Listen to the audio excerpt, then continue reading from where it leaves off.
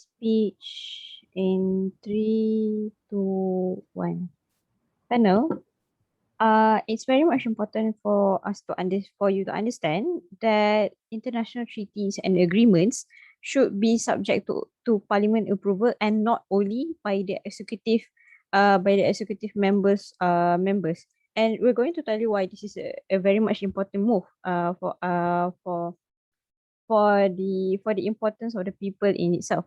So the urgency as to why you need to understand why this motion needs to be passed is because we need to uphold the democracy because the exclusion of members of the parliament undermines the importance of these laws to be passed by the people, because what we need to understand is that the moment that that international treaties and agreements are accepted by the executive but it's not actually but is not consented towards members of the parliament, this also what's going to happen is basically these laws are essentially going to be passed, and sooner and people will essentially just have to accept that, well, now I have to consent to this and now I have to do something about this, when before this there has been no discourse, no debate on it. So basically it's very much important to understand that the reason why the members of the parliament, people who are essentially the voices of the people, need to actually consent to the international treaties and agreements rather than actually relying authority solely on the executive. So we tell you why this is a very much important thing to happen, and why it's better under our side of the world. So when we essentially when we are upholding democracy, what happens is that when the parliament needs to approve it, this also means that discourse in parliament needs to increase, and this also means that executives cannot just essentially let international treaties or agreements be a moment of politicization and make people understand what is actually that they're trying to choose to be passed as law. So this looks like, for example, when ICET was essentially politicized and be told as something that is significantly going to actually eradicate parts of the federal constitution, when in fact some parts of it could have been reserved and some of it could, and when it could actually be passed and actually address a lot of discriminations and address a lot of policies that need to be fixed in Malaysia, for example. So this also looks like we're trying to control from the fact that we don't want any form of inconsistency from administrations to another. So for example, we see how executive people in the executive can change time by time. So for example, before this we had Mahathir as our prime minister, and now we have Muhyiddin. This also happens in America. So for example, before this we had Donald Trump, but now we have Joe Biden. So for example, we tell you why it's very much important for parliament, for this thing to be subject to parliament approval, because the moment that something becomes a law in a country, this means that it requires a form of uniformification. And when it's only subject to executive, this means that that members of the executive can choose to either accept it or deny it on any given day. Yes, one POI. So parliamentarian change as well, you can still vote your lawmakers based on elections, so you still can't get consistency. Okay, thank you. So basically what happens is that at least it's better under our side, because now you have the transparency as to concerning with how you're going to actually accept these treaties or agreements. Because if you only put this power only solely on the executive, this means that they're going to accept or reject it, that they're going, and there's going to be a form of inconsistency, and you're not going to know why. Because it just happens that they don't think that it's going to be a favor to their political stances, and I think that's very much dangerous under their side of the world. So it's very much important to understand that democracy is better under our side of the world, and it's important for this form of inconsistency looks like, for example, that when America has been a major signatory to a lot of international agreements, but Donald Trump chooses to pull out from the Paris Agreement, which is essentially very much detrimental to for the administration that he was holding up to then. So we tell you why this is a form of why this is going to be detrimental not only to the governance in itself, to the government and its administration itself, but it's also going to be detrimental to people on the ground, because basically they don't know what they're going to vote for. So at least on the outside of the world, what happens is that the moment that you have parliament approval, you are subject to discourse. The moment that people understand why you are actually trying to vote for the why you are trying to have these sorts of laws to be implemented in your country, at least you understand right now that you can subject these people to accountability the moment that an executive tries to actually change their decisions from before this disapproving it and now approving it. So at least we tell you that on the outside of the world, you can uphold democracy. Second, you can have better stability, and thirdly, how it's going to be more transparent on the outside of the world. And the worst case scenario that will happen on the outside of the world is that you're going to be subject to procedural matters that's going to make it delayed. But at least what happens on the outside of the world is that people understand. Okay. But then again, even though it's going to be harder for these laws to be passed, at least these laws are going to be subject to long term provisions. So this looks like the capability of it still being passed and still having transparency and creating even more discourse. So never been prouder to propose. Right, we thank the Prime Minister, and now yield the floor to the Leader of Opposition. Here.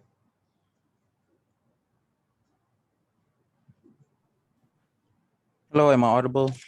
Loud and clear. Coolios. Give me a sec. I need to set up my timer.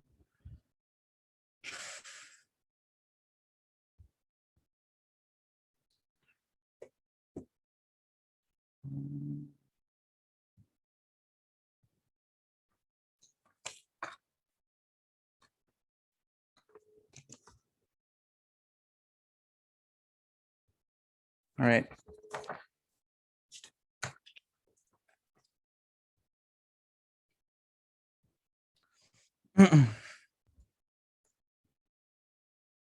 Okay. Starting my speech in 3, 2, 1. I think when it comes to talking about executives and parliament, and why is it that on their side of the house parliaments are more likely to be more democratic, more transparent, I think those benefits don't actually materialize, because I think the lacking of analysis on what is the setup, or what is the characterization of parliaments and executive, and why is it that the difference lacking doesn't help them when it comes to making the case. I think there needs to be some form of justification on why is it that parliaments and executive are different, or why is it that parliaments are better in comparison to executive. Because I think as of now, there's no form of characterization. I don't think they are able to make the benefits of them stand. That means I'm going to do a few key explanation on what is it that we are going to do. And then some form of characterization coming from us, and then after that, I'm going to argument. But before that, some rebuttals. So firstly, I think on the idea of inconsistency, right? So they wanted to argue about how, executives are probably inconsistent. They gave out examples like Biden and Trump. They gave out example like, previous Prime Minister Mahathir and the current Prime Minister. I think those things don't change on their side anyways. I think the POI coming from Taki was one that is very important, because I think it also highlights the problem that happens when it comes to people on the ground understanding that your senators can also be inconsistent, your lawmakers can also be changed. That means people have different ideologies. It doesn't matter either way, because I think inconsistency happens in both sides. So I don't think that's the issue. The main issue, however, is when it comes to talking about how there is democracy, on why is it that it's more justified, or why is it that executives cannot make such a decision. I think those things are ones that are very important, and I think the reasonings will be explained further in my speech. So let's move on to this speech, right? Rebuttals will also be integrated in my speech as well. So let's move on to the setup.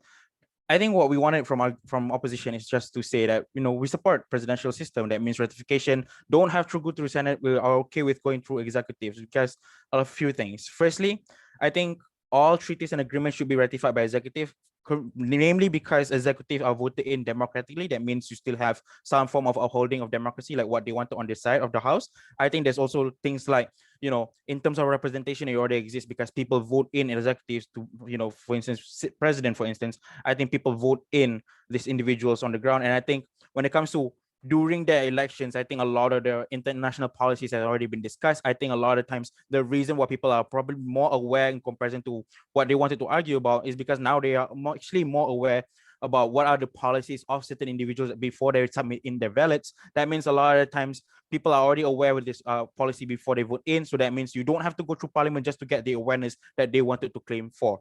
That means there's still representation from the people. That means we also answered the transparency argument. We also answered about how democracy can also happen. None of this can materialize on their side. Difference is then the debate cannot be about representation, because I think representation happens on both sides. The difference is what we rather have is about how you are able to adopt certain international treaties and agreement through executive over parliament. That means efficiency when it comes to the process. That means having the liability when it comes to making sure that people can get a certain treaty or agreement, made a certain treaty or an agreement to be passed. I think those are words that is very important. It's not about representation, because I think representation happens on both sides. So arguments. Why executive is the best actor to ratify international agreements and treaties? First analysis. I think we're talking about presidential system, right? That means a kind of for the kind of agreement and treaty, that means things like ratifying Paris Climate Accord, for instance, like what Trump and Biden is doing, or climate agency treaty, or the nuclear proliferation treaty. I think international agreement functions in agreement between two countries, or it's a mutual protection between countries to pursue mutual goals and interests. A lot of the times, I think it's a mutual benefit that executives have been placed, or the reason why they are being placed in such a burden, because they have the capabilities to do so. So moves on to the second analysis on why executives to have the ability to comprehend complex treaties and agreement. I think individuals who are placed in this position, they are very important to why is it so significant that they are placed there. A lot of times because these individuals are different than your parliamentarian or your senates, because a lot of times these individuals have years of experience when it comes to dealing with treaties, or why is it that the effect of a certain treaty should be considered or should be taken care of. The difference is that they don't have personal interest when it comes to analyzing the treaty, or why is it that it benefits the country in general, because they already are thinking about the people on the ground. I think executives can do that better. In comparison, I think you have to understand that the situation or the treaty or the agreement is one that is so dire that it cannot be fall into the hands of people who are probably going to take it in the best interest of these individuals. But second, we don't want this dire situation to fall into the hands of people who are unable to make rational judgment when it comes to making sure that it's fair for everyone, instead of just thinking about their own parties in general. I think this is the harm that they need to argue for, because a lot of times parliaments, they have their own interests, they have their own parties. There's a lot of individuals involved. That means you have to go through a lot of process and a lot of individuals to argue about this. I think this is one that's very uncomfortable, very problematic from very first get-go. The example is primarily like the Biden administration, elected Janet Yellen, getting a lot of bipartisan support, works in federal, and was a professor emeritus, and is a very distinguished fellow. That means a lot of times these individuals are more likely to be qualified in comparison to your parliaments that they wanted to argue for. Before I go on to the second argument, yes, POI. On an inconsistency basis, how is Right. it better on your side when you have the executive being a Republican and the the parliamentary being a democracy party? And how is it that whatever they want to implement will be aligned with what the democracy wants, the Democratic Party wants? All right, okay. Look, simple thing is, I think inconsistency happen because there's check and balance, right? I think a lot of times you have inconsistency because check and balance exists. I think that's not a problem. I don't think we should be discussing on inconsistency, because it's just not the point of today's debate. I think inconsistency happens on both sides, so that's not the main point of the debate, right? So executive have democratic mandate. This is the third level of analysis. People who represent individuals, I think a lot of times these individuals are elected into power. That means they should be the one to decide the best interest of the countries, and checks and balances exist for executive, right? There will be Senate hearing, they can be voted out if treaty is bad. Like how Trump is voted out and then Biden got into power and then re-enters the court. I think a lot of these things exist. So that means Executive can also have democratic mandate. That means they can also be held liable. That means it's more than justified. Lastly, politicization. On why is it bad?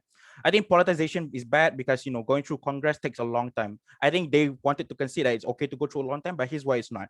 Politicization means that this issue will go through interest of a lot of people. That means you have different parties arguing on why is it that it doesn't align with their interests. You have different arguments coming from a lot of different individuals. To a certain degree, when it comes to treaties that are very important, I think you will take a long time and you will jeopardize the situation of the country itself.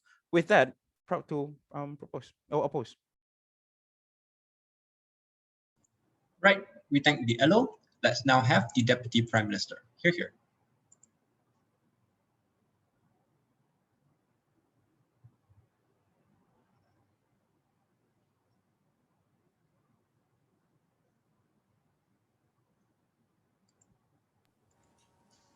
Hi, am I audible? Yep, loud and clear.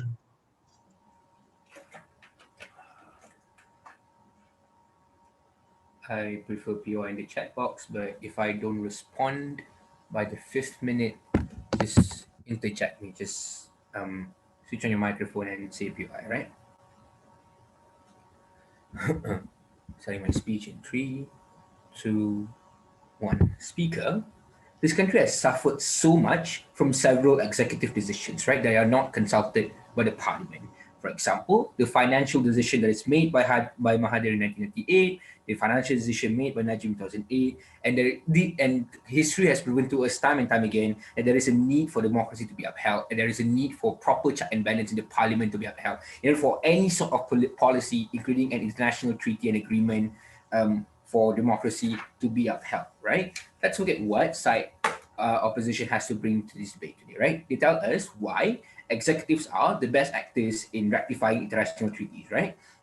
This is the point of the debate where government and opposition diverges from who executives actually are, right? Because the way we see it is that opposition takes an American model of what an executive is, which is like executives that are voted in, right? But then government takes the Malaysian model, in which we don't vote executives in, we vote legislatives in, and they choose among themselves who gets to be an executive, right? Sure, I'll concede to both models, right? And this argument directly clashes to my argument, right? My argument is that the inclusion of parliament allows for check and balance towards the policy and to see whether it aligns to the interests of the country as a whole, right?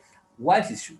When international treaty is subject to parliamentary approval, right, what happens is that this treaty will be debated and discussed within parliament, right? This means that MPs, members of parliament, which represents each constituency, will get to raise their concerns of their constituency, right? This means that the treaty can be adjusted accordingly to fit local peculiarities, right? This we posit to you that international treaties that could have been accepted did not get accepted because it got vetoed out by executive action, like policies like ISET, right? The reason why ISET is not ratified is because Mahathir vetoed out ISET, right? Because the executives crumbled on social pressure, the executives backpedaled and succumbed to narrative politics, right? In an alternative world in which this motion passes, the debate on ISET will take place in parliament, right? The masses will understand and be informed on what ISET actually is, right? And they are more likely going to agree that there is a need for us to eradicate racial discriminations within this country, right?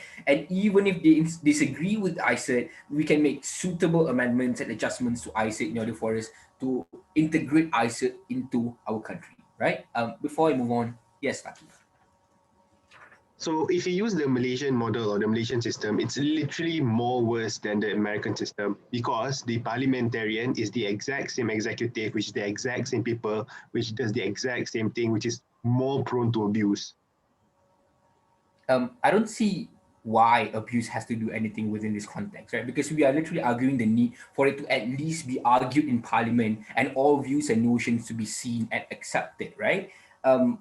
Moving on. What is the alternative, right? What is their side proposing in today's debate, right? And this alternative is devoid of the value of the treaty on its own, right? Whether those values are good, whether those treaties are good or not, right? what happens on their side is that only executives get to decide whether they should or should not accept the treaty, right?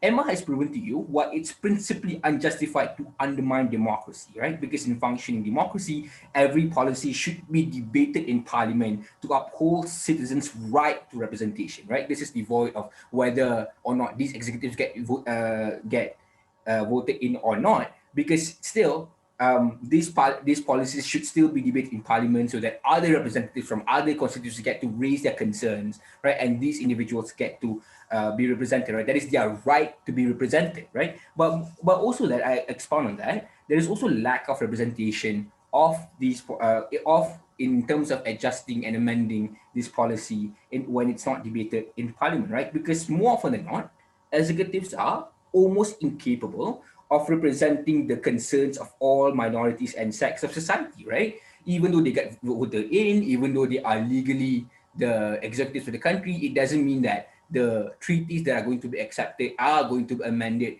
as according to local peculiarities, right? Because we need to accept most countries are at least, most countries have more than one races, right? And there are minorities within certain countries, right? Therefore, we need for their MPs who got voted in their constituency to come to the parliament and have a say towards the international treaty, international policy that is going to be implemented, right? If they agree on it or not. If they disagree, why they disagree within those things, right? And if they disagree and the countries still want to implement those treaties, how are the amendments going to look like to better suit the peculiarities of individuals, right? Therefore, we say that it's within this, it is a clear but comparative that this debate is taken by side opposition, right? But let's look at what these amendments may look like to suit local peculiarities, right? Let's talk about ISET, right? So a lot of the reasons why people don't accept ISET is because they say that they're going to lose their privilege as a Malay or as a Bumi Putra, right? With parliamentary debates, we can adjust ISET to not distinctively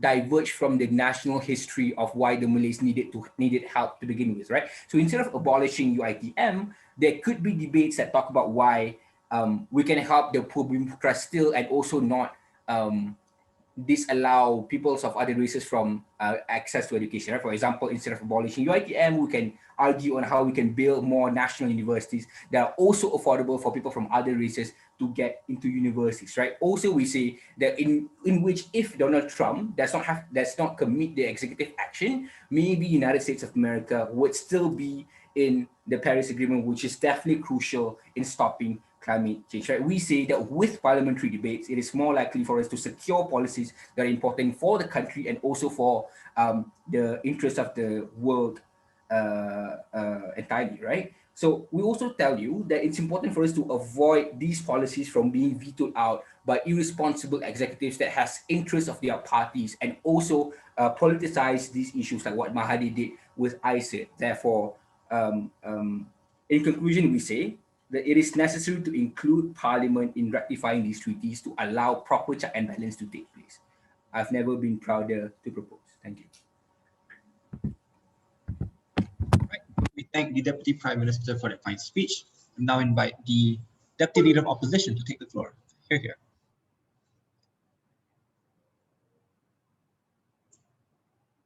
Hello, am I audible? Yep, loud and clear. Right, let me just set my paper.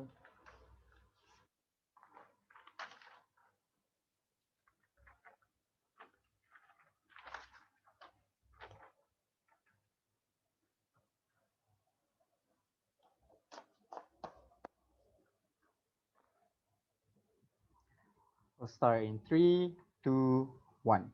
The fundamental problem with the case of side government is that it is a case that doesn't answer why their benefits that they still want to have under their side of the house with parliamentary approval of international agreements or treaties is something that's mutually exclusive to their side only. So things like consistency, for example, or even things like discourse, for example, are benefits that are still available to us. Even if the executive choose to ratify certain international treaties and agreements, at the same time, discourse and discussions that you so want to happen under your side of the house can still occur under our side of the house. If you want to edit certain parts of the treaties and the agreement out of it so that it can better suit the political interests of individuals on the ground, that can still happen, and it's obviously something that is of the interest of the executive anyways, given that they have the democratic mandate and would want to preserve the political interests of individuals on the ground. I have a few point of rebuttals before I move on to argumentations. The first, in regards to the argument about upholding democracy, there's a few levels that they give us. The first is that there's a need for you to have discourse and discussion, and that you need to have consistency as well.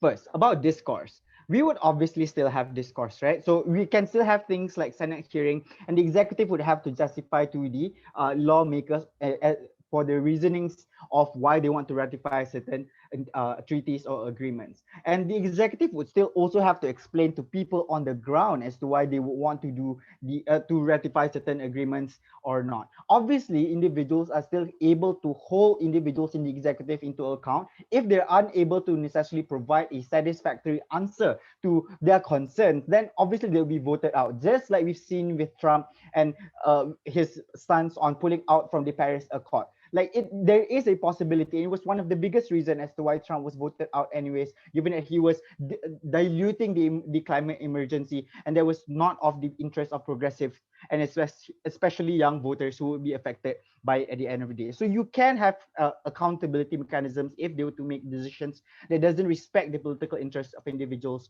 on the ground. Secondly, about consistency. Government cannot have consistency under their side anyways. Senators change, lawmakers change, political climate changes even under your side of the house. So if you want to talk about consistency of having whether or not a certain treaty to be continuously respected, or to remain a signatory of a certain treaty or agreement, for example, if the whims the interest and the whims and fancies of the senators changes on the other side of the house, as even mentioned by the weird PI given to the leader of opposition in regards to what if there's a disconnect between the executive and the Senate, then it especially then portrays that there's an inability from the Gulf side to necessarily have consistency if that's a benefit that they want to have under their side of the house. The third response here is in regards to just upholding democracy. I want to note here that this debate, number one, is not necessarily about the about democratic representation, given that just keep in mind that executives are still voted in, then they have democratic mandate, and that's why they are even in power to even begin with. And there are still a lot of ways for you to necessarily still gauge the interests of the general public in regards to certain certain treaties or international agreements to begin with. You can have things like polls, for example, and that the government also what the government need to do then here is to explain to us why there's a unique feature in having to go through the parliament, for example, and get their approval for ratification, aside from just saying that there's discussions, given that those things are still afforded under our side of the house. The last response here is in regards to, okay, even if the executive would have to make the hard decision that is not a popular public sentiment, or perhaps to some extent is against what the parliament wants, they obviously often already have to make hard decisions that are against public interest. So things like Kyoto Protocol, for example, and you having to undercut production for your country and stopping manufacturing or limiting manufacturing, for example, or imposing a cap on the carbon footprint of your country, for example. So, or even things like Paris Accord for climate emergency. These are hard decisions that the executive often have to make and are unable to rely on necessarily individuals on the ground, given that they are often misrepresented either by corporations, if it's about the climate, and corporations diluting the message of climate emergency by just displaying fake news and fake information about whether or not it's urgent, or if it's about whether or not it's urgent. But it's also that oftentimes individuals are not able to see the long-term harm of certain things and not committing to climate emergency policies, for example. And that's necessarily why the executive is justified in doing so. Second response that I would like to make here is in regards to them saying that, well, you need to have, for you to pass policies, any policies, you need to have it argued in parliament so that you're able to make edits and for it to better suit the peculiarities of individuals on the ground. So maybe there are discussions that you have about like not abolishing your ITM, but perhaps increasing access for tertiary education for all individuals. The first, I want to use their context because they want to talk about ISA and Malaysia so much. So I just want to make it clear that it was rejected because of misrepresentation by politicians in the executive, the kind of individuals that you say would be able to make a healthy kind of discourse and discussion under your side of the house. Like, sure, it didn't formally go through the parliament, and that's probably one of the biggest reasons why as to it was rejected, but it was primarily the misrepresentation of individuals and them not able to know like that Malay rights aren't necessarily the stake of becoming a signatory of ICET was as a result of politicians like conservative BN politicians, for example, wanting to preserve their political interest, and thus that's why it was misrepresented. Secondly, discussions can also happen even under our side of the house, even after we've ratified as the executive. So we can still, when it comes to policy making as the executive, either in a presidential system or even in normal system, you can still have discussions necessarily about whether or not the kind of edits would be for the best interest of individuals. So argument, politicization. So we would say that there are two things that happen. The first is that it's either not going to be passed. The second is that it's going to take a really long time to pass. On the first, it's not going to be passed. We think that lawmakers often have vested interests just to halt discussion and even misrepresent the issues of certain treaties and the kind of things that they want to protect. So things like human right protections, for example, or even ICET, given that some politicians are of the stance that they deserve more opportunities over any other racial groups, for example, they have a vested interest to go against these things, even though these are the kind of things that benefit a majority of individuals on the ground. It's more likely that they will use and mechanize this as a way and a tool for them to gain power. Lastly, it's just that it's going to take a long time to pass, in which we don't have the ability to just wait. Things like climate emergency, for example, is time sensitive, or even human rights, for example, at a point where you wait, minorities continuously be harmed. Thanks.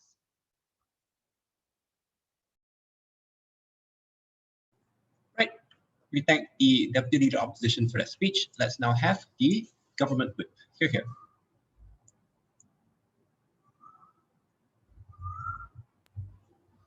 Hello, am I audible? Yep, loud and clear. I prefer the chats I prefer the POIs in the chat. Okay, starting my speech in, sorry.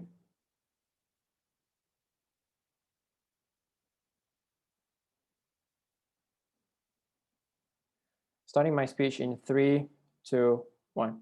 Panel, I think our slide has firmly proved to you the importance of how is it that the voices of the people should be prioritized in situations such as implementing laws that can actually affect them on the ground. Meaning to say that from the get-go, we've been trying to tell you why is it so important that we need to include the parliamentary process to ensure that these laws can come off something that is good as compared to what would happen if the executives were to do so in the first place. The big chunk coming from the opposition side was to tell you that, number one, when it comes to like these MPs in the first place, is that they might not be, they are different from the way executives are, because executives are built different, right? Like they have their own certain qualifications that they have, and they have certain standards that they have in order for them to be executives in the first place. Panel, we tell you that in a lot of countries in the world, when it comes to amending laws, especially in the UK's way of like implementing laws, right? Like when the House dissolves into a committee, of course, professionals are going to be included in the discussion in a parliamentary level. Meaning to say that like we don't need to like exclude MPs as a whole just because they don't have the right qualifications. It's just that we need that MPs to uphold what the people actually want, plus the inclusion of the professions that's going to be there anyways, to help them to ensure that whatever they want to, whatever policy that they want to implement in a state country can cater to what is for the best interest of the society itself. Panel, we've been trying to tell you that our side, the way our side wants to uphold democracy is something that's mutually exclusive to our side as compared to their side. Because they've been trying to say that, okay, under their world, like when executives want to do such decisions, right, they can still have like some form of feedback from the state people, right? Like the reason why we want to have this parliamentary inclusion of parliamentary in the first place is far different from what they want to say. Because like the people themselves are the ones who chose this state MPs in the first place, right? Mean to say there is an active inclusion of the voices of the people represented by these MPs itself. Mean to say that like in the game of like democracy, it is far better in our world because like we actively want to provide that voices of the people, right? Because this debate is not about whether or not a policy is good and like if it will come out bad. This debate is about on which side, like can prove to you the methods or which power lies better. Is it on the executive part or is it on the parliamentary part? So we've been trying to tell you that the way we want to win this debate is to prove to you why is it so important that like the inclusion of MPs, the inclusion of parliamentary processes is so important when it comes to implementing treaties, and especially treaties. So what Emma has been trying to tell you from the get-go is that, like, by upholding democracy, like, we're essentially doing what we're supposed to do, right, as lawmakers, right?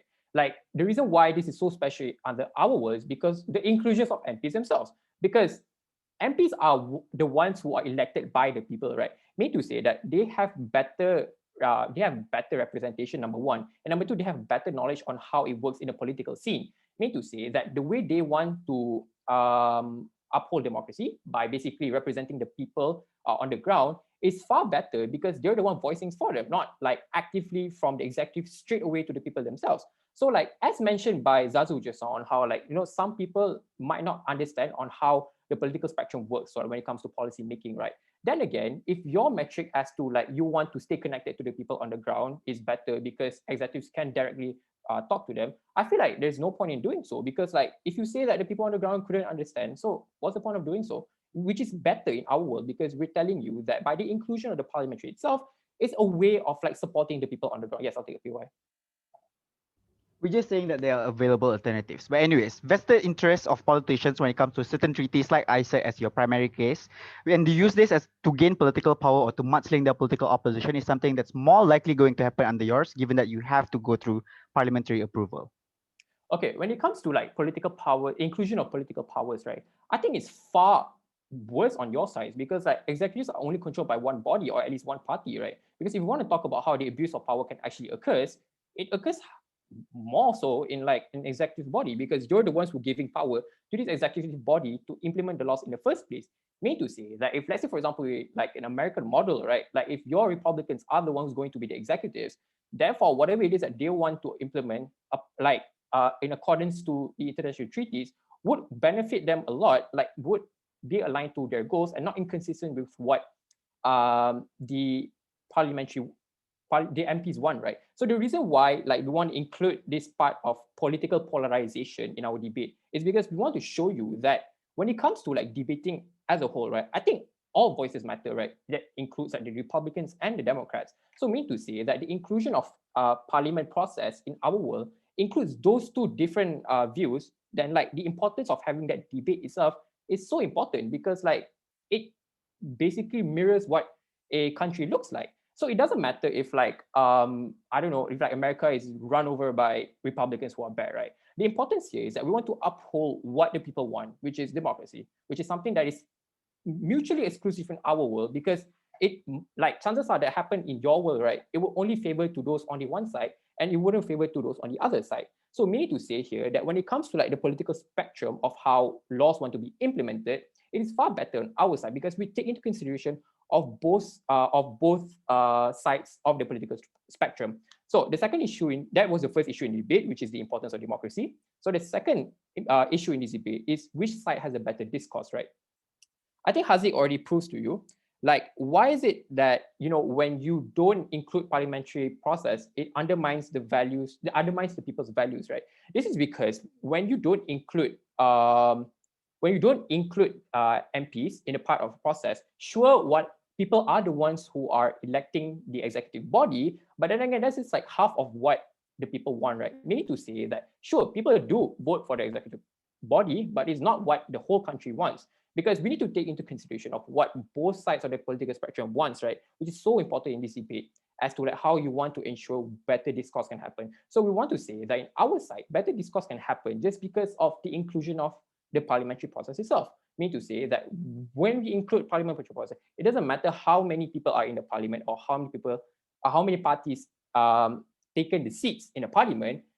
As long as, like, we're prioritizing how democracy works in a country, I think that it's safe to say that, we're upholding democracy the way that they're not upholding. Never been prouder to propose. Right. We thank the government whip for that speech. Now to invite the final constructive speech in this round, opposition whip. Here. Test, am I audible? Yep, go for it. Okay, so, like, my house is renovating, so there's a background noise sometimes. So if it bothers you, can you just, like, stop me?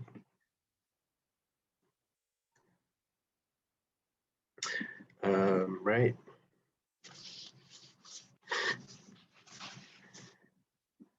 Okay. Starting my speech in 3, 2, 1. Before I move on to 3 questions, there are some extraneous rebuttals that I'd like to deal with. The first extraneous rebuttal is in regards to the claim of consistency, where the concern that raised from government was deposited that our side, they were more likely to be consistent if it's gone to Parliament. The first thing I would say, which IPOI'd also as well, that parliamentarian change as well, and we think to a large extent, if there is to a large extent, if it does become inconsistent, we would say it's a good thing, because inconsistency also shows a healthy and good democratic system, because it shows diverse of opinions and the change of individuals and society within on the ground. So even if you want to say consistency under your side of the house, even if you want to claim that as a benefit, we don't think it is an a priori good that a democratic system would have.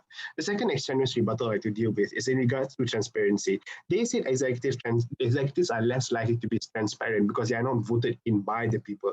I think in a lot of instances, given that in a presidential system or even within a parliamentary system, for example in Malaysia, the executive are voted by the people, considering if you want to talk about Mahathir, or for example, our current minister, who was our current PM, Muhyiddin, right? All these things, people are voted in by the people also. But second thing I would say, more often than not, these people already during their political campaign divulge their foreign policy goals and the kinds of things that they would do in regards to, I don't know, like for China, or for example, their trade deals. For example, when in Malaysia, like before Trump got voted out, Biden already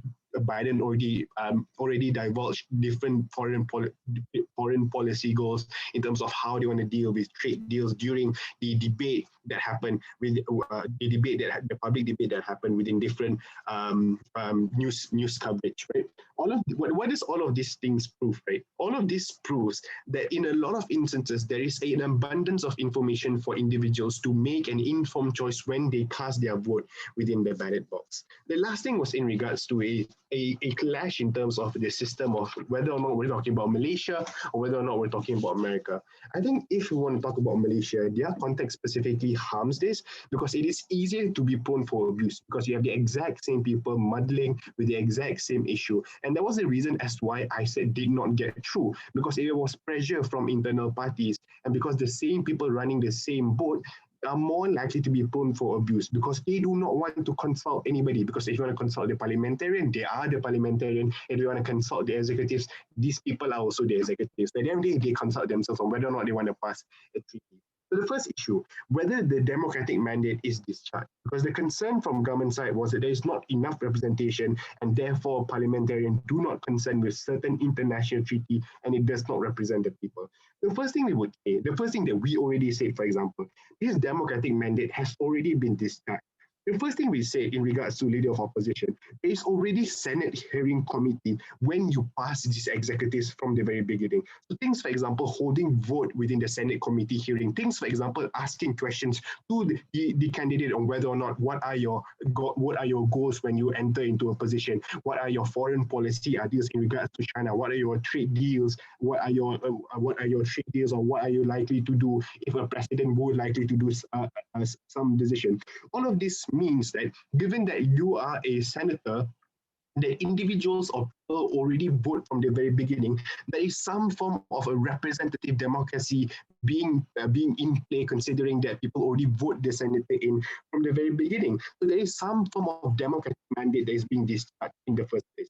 The second reason we told you is that you actually vote the president, and the president also chooses who he wants or who she wants within the administration. But the third thing we would say is that in most circumstances, is that international treaties and conventions cannot be extrajudicial to the domestic convention. So all of these like bad treaties or treaties that totally go against individuals on the ground or does not represent the will of the people would not be passed either way, even if you have parliament, even it's through parliament, or even if it's through your executive. Because what happens is that if the international convention or international treaty is extrajudicial, it will not be passed anyways. So even if you want to accuse us that the executive on our side is so bad, the executive cannot do what it cannot like ratify treaty that actively go against the domestic convention of people on the ground. So the second question I like to ask, whether there are enough accountability measures to perhaps circumvent the potential harm of the potential harm of the executive, because they say that people would obviously skew the will of the people if you don't go through parliament. They say number one, you can actively vote these people out in the next election. We did that when Trump and Biden Biden eventually won the presidential seat. But the tipping point, but I do recognize that they can also vote parliamentarian under their sub-house. But the tipping point that came from leader of opposition also in Zazu's speech was that in addition of ratifying that treaty, because we also need to recognize that treaty is a collective good among a mutual trust among different countries, right? Like for example, we agreeing to enter within the Paris Climate Accord because we are scared the heating of the whole world could also affect the climate change within our country. Or for example, us wanting to ratify ICET on the very basis that we do not want rampant discrimination to our people. Having the ability to solely ratify and expediting the ratification of this treaty can only be done through the works of the executive, because the executive can do that much more quicker. Because if you don't do that quicker, if you don't do that quick, it is very time sensitive. The more like a heat level will increase, and the more people faces discrimination. It's like one more life lost at the point in time when you want to debate all of these nitty-gritty issues within the parliament. Second tipping point also we said is that Democrats are more likely good to be the ones who are good to run your country. Like for example, things like Janet Yellen being the Federal Reserve of the Secretary, the Treasury within America. Or for example, Anthony Blinken, who has like 20 years over experience in terms of foreign policy goals. So the tipping point here in terms of why executive is the best decision making was incomparatively better to the alternative that was stated in on-site government. The last issue that I would like to say, given all of this, like the democratic mandate has already been discharged, and so there are enough accountability measures in regards to why executive is the best actor, why are good treaties unlikely to be passed through parliament? The first thing we would say, and you sort of stated in Zazon's speech, that oftentimes politicians use constituents, and constituents can be mobilized and are more likely to be prone to misinformation so that they can pressure their politicians to vote a certain way. But the second thing we will say that politicians are more likely to be swayed through, and use this as a political ammo because they want to gain political power. It's the exact same thing where we saw they use ICET, they mudsling with the political opposition. They want to, in order for them to gain power. Comparatively, it is so much easier if you go through executive in comparison to parliament. Right. We thank the opposition whip. Let's now have the opposition reply. Hello, am I still audible? Yep, go for it.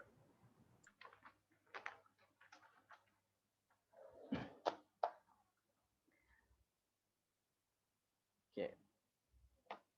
So sorry, 3, 2, 1. I have two questions to ask in this reply speech. The first is whether or not democratic rights will be harmed or whether it will be protected under either side of the house. The second is about whether or not you would even have the ability to have certain international treaties and agreements and to become a signatory for that particular treaty or agreement. So on to the first question, would democratic rights be protected or harmed?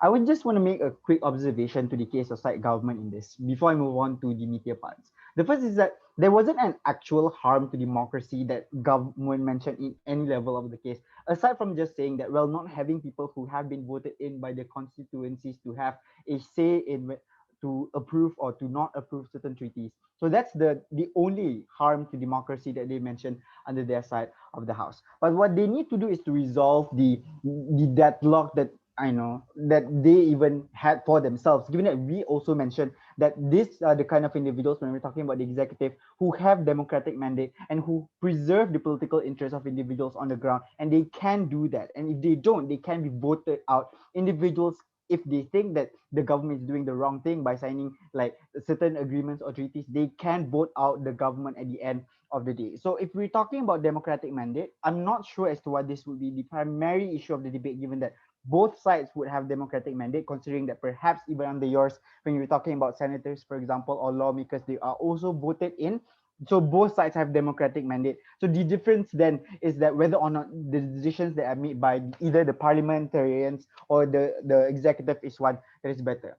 That's why the argumentations coming from the side of opposition was to explain why the executive is the best actor to make the decision in order to either ratify or not ratify certain treaties or agreements. What were the materials that we provided?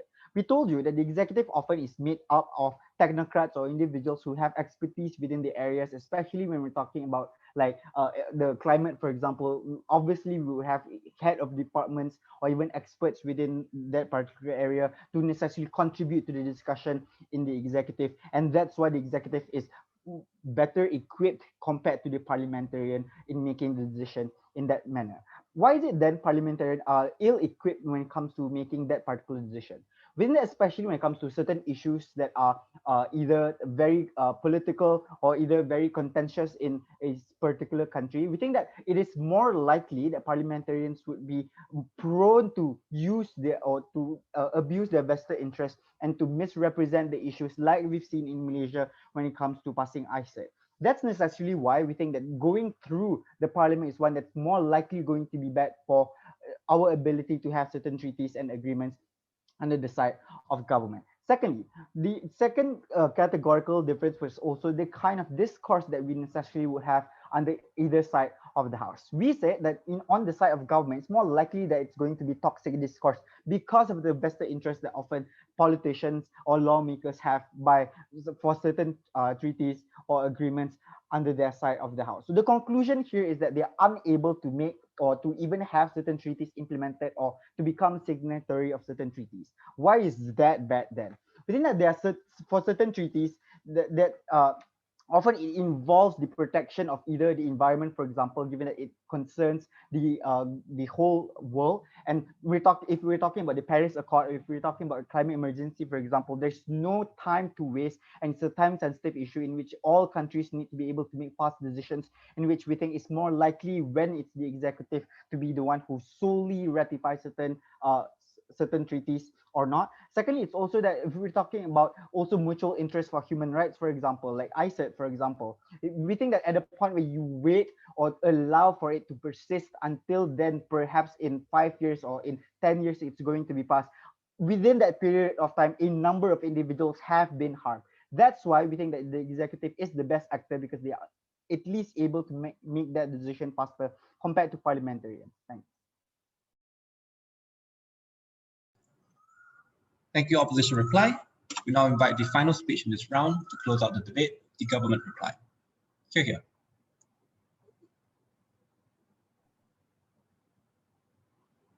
Is that audible?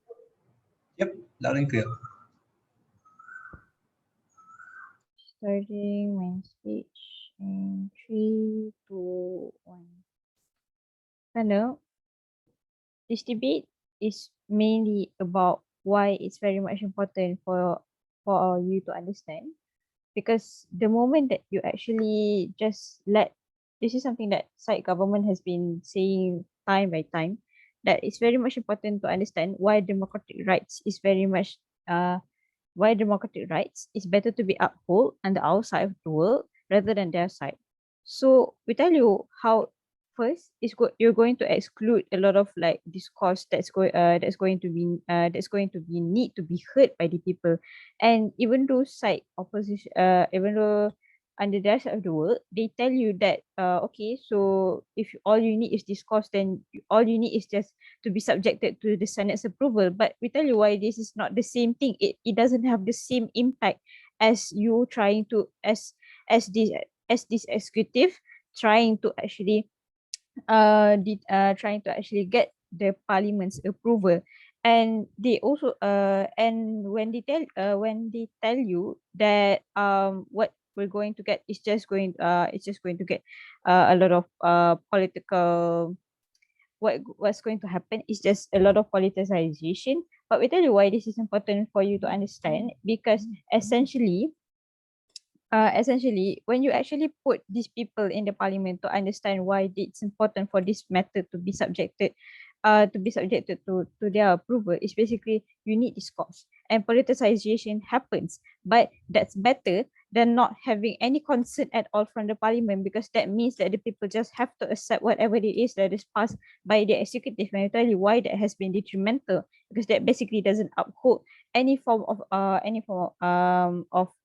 rights for these people to understand. So, the best case scenario under their side of the world is that they tell you that now the best case scenario under their side is that the worst case scenario under our side of the world is that misinformation will happen, and and politicians will be politicizing all of these international treaties and agreements, which is what happened with ICET. But we tell you that just because it's misinformed, just because it's politicized, doesn't mean that you don't need to have it at all. Doesn't mean that you don't have to address it at all. Because we tell you why it's important for you to at least have this conversation to happen and let the people know and let people know why is it actually essential for this to happen. Because what's going to happen is that if these international treaties and agreements are going to be implemented, are going to be passed as national laws either way, which means that it's very which is something that we've already told you from the get-go. It's important for the people to understand, for people on the ground to understand why is it important that this type of international that these type of treaties and agreements need to be understood, and what are the consequences that they need to understand the moment that it's going to be approved sooner or later. And we tell you why is very much important that the executive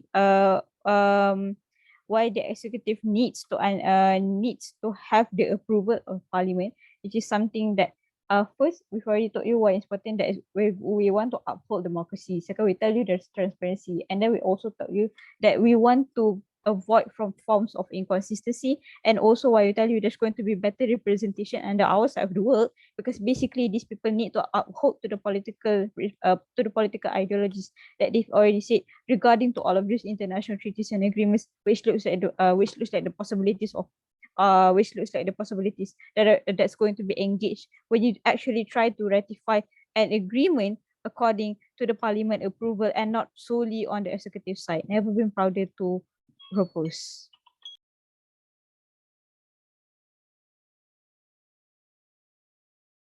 All right, thank you so much, government reply. Thanks everyone for the debate.